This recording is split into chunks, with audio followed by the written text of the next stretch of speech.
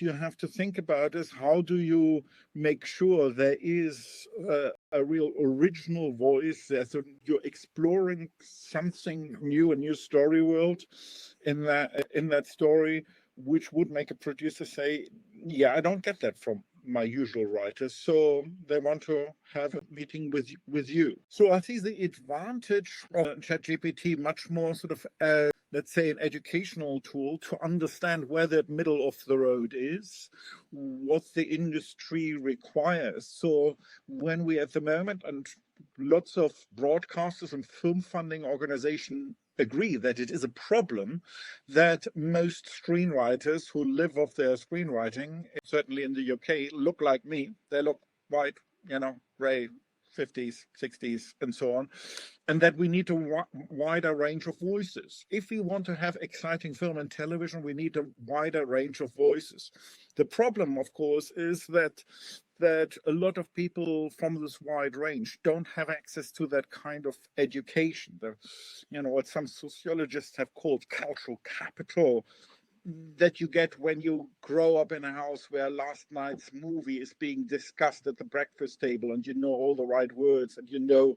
all the right construction principles. So I think you can already see that generative AI can be used by some people. They've figured that out to make up for the lacking cultural capital and use ChatGPT in order to tell an original story in a way that it fits into film and television industry expectations. That's how I can maybe compact a huge discussion at the moment that's going to turn the industry upside down, into a format that can be digested as part of such a Q&A session. So, the question is sort of how can you sort of, being wherever, if you're in India, in Afghanistan, or around the corner in a UK village, how can you become aware how your story could be an experience for people from such a range of cultural backgrounds? Again, that's something that we start because there's usually quite a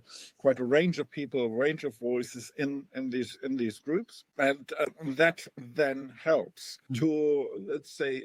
discuss your story and your script, the recent scenes from different perspectives, and that helps you then to, what the Indian poet Rabindranath Tagore called the touch of the